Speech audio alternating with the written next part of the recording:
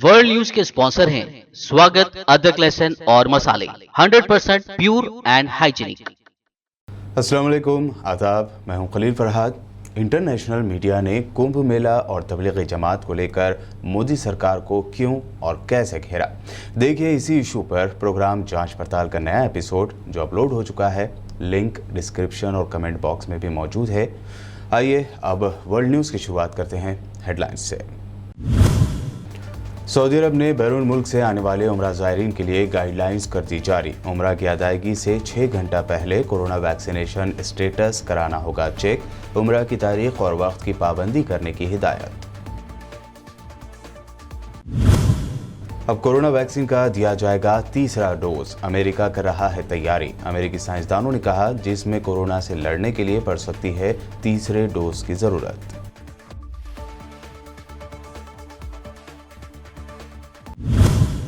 तुर्की के सदर रजब Tayyip Erdogan ने किया पाकिस्तानी पीएम इमरान खान को फ़ोन। इलाके की सूरत हाल और तालिबान के साथ मज़ाकरात पर की अहम बातचीत। अफगान मज़ाकरात को खित्ते के लिए बताया अहम।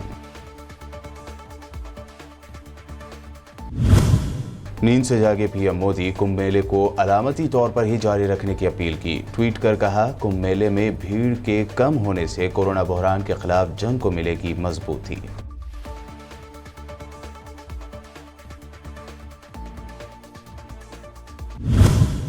महाराष्ट्र में कोरोना से दिन ब दिन खराब हो रही है सूरत हाल। ऑक्सीजन की बड़े पैमाने पर हुई किल्लत। उद्धव ठाकरे ने मोदी को फ़ोन करके 1200 से 1500 मैट्रिक टन ऑक्सीजन की ज़रूरत पूरी करने की अपील की। और सोशल मीडिया की ताकत ने अमित शाह को बंगाल में मास्क पहनने पर किया मजबूर। आज नॉर्थ 24 परगना के रोड शो में मास्क पहने नजर आए होम मिनिस्टर, लेकिन सोशल डिस्टेंसिंग की उड़ाई धज्जियां। सऊदी अरब के शहर अल अहसा के अवाम रमज़ानुल मुबारक के बाबरकत दिनों में एक दिलचस्प रिवायत पर अमल करते हैं। सदियों से चली आ रही इस आदत और रिवायत जदीद दौर में भी ये मुतासर नहीं हुई है और आज भी मुकामी बाशिंदे इस खूबसूरत रिवायत पर अमल कर रहे हैं। मुकामी सतह पर इस अखलाकी कदर को अल नक्सा का नाम दिया जाता है। इफ्तारी से पहले अल अहसा में रहने वाले रोज़ादार अपनी इफ्तारी में से कुछ सामान अपने पड़ोसियों तक पहुंचाते हैं। अल अहसा गवर्नरी के एक शहरी मुस्लिम जासिम अल इब्राहिम, जो पेशे के एतबार से किसान हैं, उन्होंने बताया कि यहाँ के लोगों में ये एक अच्छी खूबी है कि सदियों से चली आ रही अल नक्सा की रिवायत को आज तक जिंदा रखा हुआ है। उनका कहना था कि अल नक्सा का मतलब है कि रोज़ादार अपनी इफ्तारी के सामान में से कुछ सामान अलग करके अपने पड़ोसियों तक ज़रूर पहुँचाते हैं। उन्होंने ये भी बताया कि अल अहसा में रहने वाले जानते हैं कि इफ्तारी से कुछ देर पहले हर घर से लड़के इफ्तारी का सामान बर्तनों में डालकर अपने घरों से बाहर निकलते हैं और दूसरे लोगों तक पहुंचाते हैं। सऊदी अरब ने बैरून मुल्क से आने वाले उम्रा ज़ायरीन के लिए गाइडलाइंस जारी कर दी है। सऊदी अरब की वज़ारत हज ने बैरून ममालिक से आने वाले मोतमरीन के लिए ऐलान किया है, जिसमें कुछ गाइडलाइंस जारी की गई हैं, जिसके मुताबिक उम्रे पर आने वाले उम्रा की अदायगी से 6 घंटे पहले मक्का के केयर सेंटर पर जाकर अपना कोरोना वैक्सीनेशन स्टेटस चेक करेंगे। वज़ारत हज के मुताबिक केयर सेंटर में ज़ायरीन को एक ब्रेसलेट दिया जाएगा जो उन्हें लाजमी तौर पर पहनना होगा। इसी ब्रेसलेट की मदद से उनके डेटा और इजाज़तनामे की तस्दीक की जाएगी। सऊदी वज़ारत हज ने ज़ायरीन पर जोर दिया है कि वो अपनी उम्रा की तारीख और उनके लिए तयन करदा वक्त की पाबंदी करें। सऊदी अरब ने पिछले महीने मार्च से बैरून मुल्क के शहरियों को सख्त SOPs के साथ उम्रे की इजाज़त दी थी। व्हाइट हाउस के एक ओहदेदार ने कहा है कि अमेरिका इस इम्कान की तैयारी कर रहा है कि कोरोना वैक्सीन देने के 9 से 12 महीनों के दौरान लोगों को वैक्सीन की एक तीसरी खुराक दी जाए। अमेरिकी सदर जो बाइडन के corona virus response task force के chief science officer David Keller ने कांग्रेस की कमेटी के रूबरू बताया कि साइंसदान इस वक्त ये जायज़ा ले रहे हैं कि वैक्सीन की मुकम्मल खुराक लेने के कितने अरसे के बाद जिसमें कोरोना वायरस से लड़ने के लिए मदाफ़ियत बाकी रहेगी और कब वैक्सीन की मज़ीद खुराक की ज़रूरत पड़ सकती है। उन्होंने कहा कि इस वक्त ये ख्याल है कि जो लोग किसी जिस्मानी आर्ज़े की वजह से कोरोना वायरस के ख़िलाफ़ कम क़ुव्वत मदाफ़ियत के हामिल हैं, उन्हें ये खुराक पहली दी जाएगी। इसराइल ने फिर एक मरतबा ईरान के न्यूक्लियर प्रोग्राम को रोकने के लिए किसी भी हद तक जाने की धमकी दी है। इसराइली फॉरेन मिनिस्टर अशकेनाज़ी ने खबरदार किया है कि उनका मुल्क ईरान को जौहरी हथियार हासिल करने से रोकने के लिए हर मुमकिन कोशिश करेगा। इसराइली वज़ीर ख़ारजा ने कहा कि हमने ईरान और हिज़्बुल्लाह के मिडल ईस्ट के अदम इस्तेहकाम और इलाक़ाई अमन को दरपेश चैलेंजों पर तबादला ख्याल किया है। हम ईरानी हुकूमत को जौहरी हथियारों के हुसूल से रोकने के लिए जो भी ज़रूरी हुआ वो करेंगे। इसराइली फॉरेन मिनिस्टर का यह बयान एक ऐसे वक्त सामने आया है जब ईरान ने 60% तक यूरेनियम अफज़ोदा करने और 235 आइसोटोप्स को तक़वीद देने का ऐलान किया है। तुर्की के सदर रजब तैयब एर्दोगान ने पाकिस्तान के वज़ीर आज़म इमरान खान के साथ टेलीफोनिक बातचीत की। एर्दोगान ने इमरान खान को फ़ोन करते हुए बातचीत के दौरान दो तरफ़ा मामलात और ख़ित्ते की सूरत हाल पर तबादला ख्याल किया। इमरान खान ने कहा कि इंटर अफ़गान मज़ाकरात ने ख़ित्ते में अमन के लिए बेहतरीन मौका फराहम किया है। इमरान खान का मज़ीद कहना था कि अफ़गान क़यादत को मसले के सियासी हल के लिए इस मौके का फ़ायदा उठाना चाहिए। इमरान खान ने सियासी हल की ज़रूरत पर भी जोर दिया। इराक़ में पुलिस मिनिस्ट्री के ज़राए ने मौसूल शहर में दाइश तंजीम के ज़ेर इस्तेमाल एक खुफिया मकाम का पता लगाया है। मौसूल शहर पर कब्ज़े के अरसे के दौरान दाइश पुराने इलाके में वाक़े इस घर के अंदर भारी कैश, सोना और चांदी दफना कर रखते थे। ये बात मुकामी वेबसाइट शफ़क़ न्यूज़ ने मज़कूरा ज़राए के हवाले से बताई है। ज़राए के मुताबिक इस खुफिया जगह पर छुपाए गए माल और दीगर अशिया को दाइशी ख़जाना कहा जा सकता है। पुलिस ने भारी रकम और सोने चांदी को कब्ज़े में ले लिया है। एक मुकामी चैनल ने इन अशिया की वीडियो बनाकर टेलीकास्ट भी की है। तफ़सीलात के मुताबिक इस ख़जाने में करीब 16 लाख अमेरिकी डॉलर, 1 करोड़ 75 लाख इराक़ी दिनार के अलावा 17.5 किलो चांदी की प्लेट्स और करीब आधा किलोग्राम सोने के टुकड़े शामिल हैं। सऊदी अरब समेत कई अरब मुल्कों में जंगली जानवरों को पालने का शौक़ है। इसी शौक़ ने आज एक सऊदी शहरी की जान ले ली। तफ़सीलात के मुताबिक सऊदी अरब की दारुल हुकूमत रियाज़ में शेर के अचानक हमले के नतीजे में एक शहरी अपनी जान से हाथ धो बैठा। ये वाक़या अल-सिली के इलाके में उस वक्त पेश आया जब मज़कूरा शहरी उस शेर को ट्रेनिंग दे रहा था। अरबी अखबार सबक के मुताबिक सिक्योरिटी इदारे को सऊदी शहरी पर शेर के हमले की इत्तला मिली। इस पर सिक्योरिटी हुक्काम सऊदी शहरी को शेर की गिरफ्त से आज़ाद कराने में कामयाब हो गए। ताहम शदीद ज़ख्मी हो जाने के बाद सऊदी शहरी जानवर ना हो सका और उसने दम तोड़ दिया। वर्ल्ड न्यूज़ में वक्त हुआ है एक शॉर्ट ब्रेक का। ब्रेक के बाद जल्द लौटेंगे और देखेंगे अहम नेशनल न्यूज़।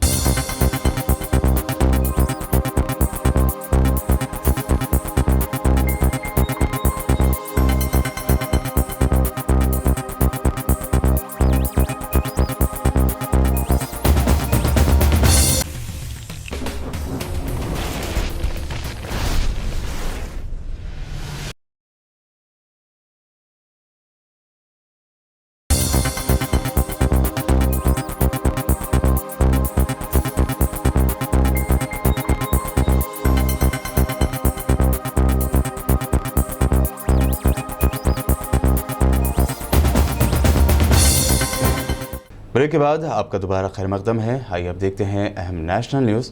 आखिरकार नींद से जाग गए हैं हमारे वज़ीर आज़म नरेंद्र मोदी जी।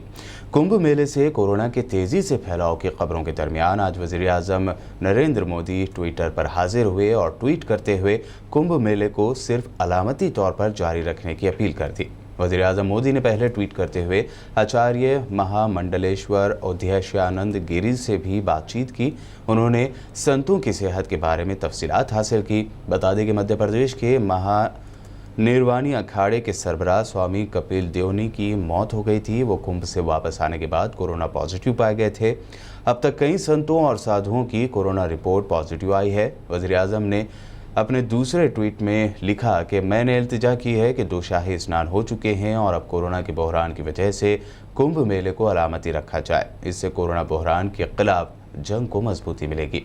इस दौरान उन्होंने संत बरादरी का शुक्रिया भी अदा किया।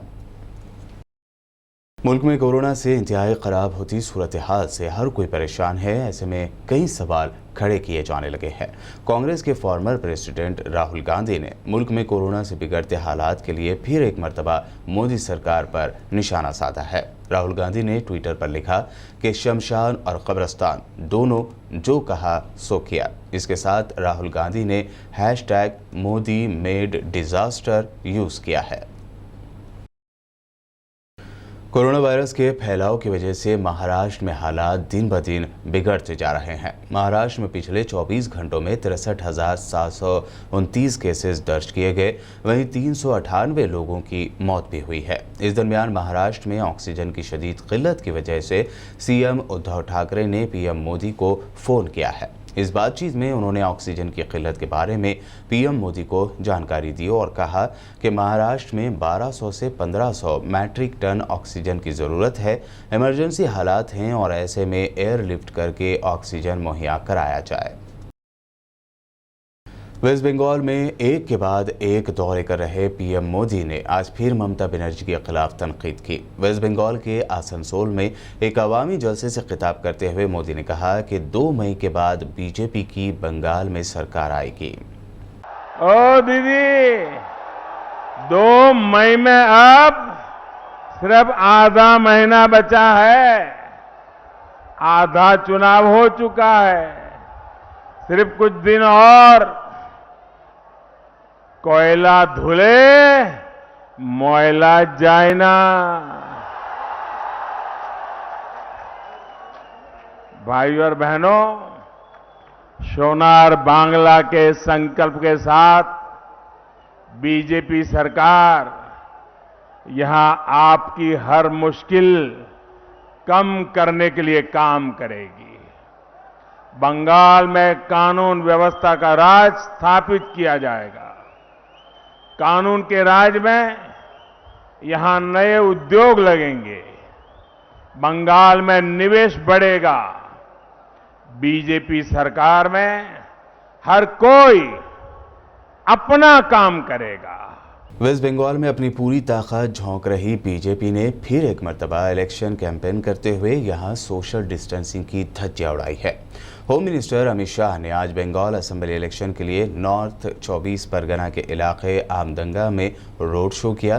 पिछला रोड शो में बिना मास्क के नजर आने वाले अमित शाह को सोशल मीडिया पर खूब तनकीद का निशाना बनाया गया था और शायद इसी तनकीद का असर है कि अमित शाह आज मास्क पहने हुए नजर आए। हालांकि उनके रोड शो में कई अफराद बिना मास्क के नजर आए और रहा सोशल डिस्टेंसिंग का सवाल, तो बीजेपी के इस रोड शो में वो दूर दूर तक नजर नहीं आई। राष्ट्रीय जनता दल यानी आरजेडी के सरबराह लालू प्रसाद यादव के जेल से बाहर आने का रास्ता साफ हो गया है। लालू यादव को दुमका एसेट केस से 3 करोड़ रुपए से ज्यादा रकम के निकालने के मामले में झारखंड हाईकोर्ट से जमानत मिल गई है। वो फिलहाल चारा घोटाला मामले में सजा काट रहे हैं। चारा घोटाला मामले में लालू यादव को पहले ही जमानत मिली हुई है। लालू यादव को दुमका ट्रेजरी केस में 7 साल की जेल की सजा सुनाई गई थी। लालू यादव आधी सजा काट चुके हैं, जिसके बाद उन्हें जमानत दी गई।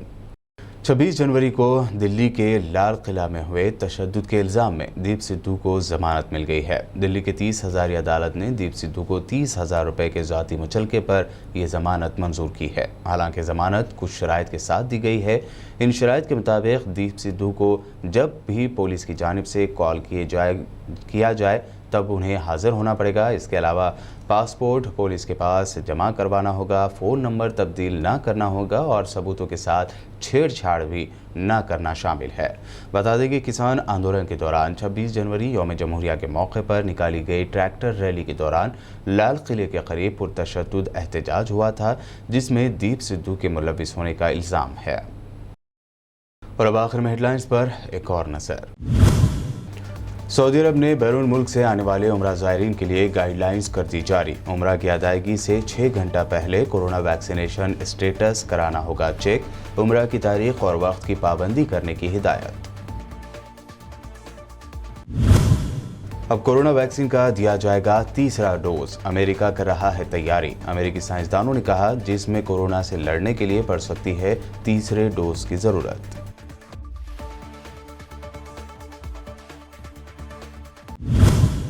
तुर्की के सदर रजब तैयब एर्दोआन ने किया पाकिस्तानी पीएम इमरान खान को फ़ोन। इलाके की सूरत हाल और तालिबान के साथ मज़ाकरात पर की अहम बातचीत। अफगान मज़ाकरात को खित्ते के लिए बताया अहम। नींद से जागे पीएम मोदी कुंभ मेले को अलामती तौर पर ही जारी रखने की अपील की। ट्वीट कर कहा, कुंभ मेले में भीड़ के कम होने से कोरोना बहरान के खिलाफ जंग को मिलेगी मजबूती।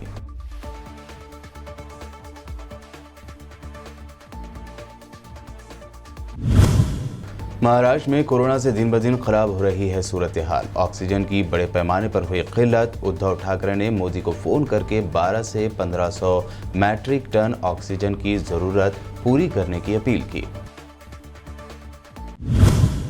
और सोशल मीडिया की ताकत ने अमित शाह को बंगाल में मास्क पहनने पर किया मजबूर। आज नॉर्थ 24 परगना के रोड शो में मास्क पहने नजर आए होम मिनिस्टर, लेकिन सोशल डिस्टेंसिंग की उड़ाई धज्जियां। वर्ल्ड न्यूज़ में ये थी अब तक की अहम नेशनल और इंटरनेशनल न्यूज़। वीडियोस हमारे यूट्यूब और फेसबुक पर लाइक ज़रूर करें। मज़ीद अपडेट्स के लिए बने रहिए हमारे साथ और देखते रहिए BBN चैनल।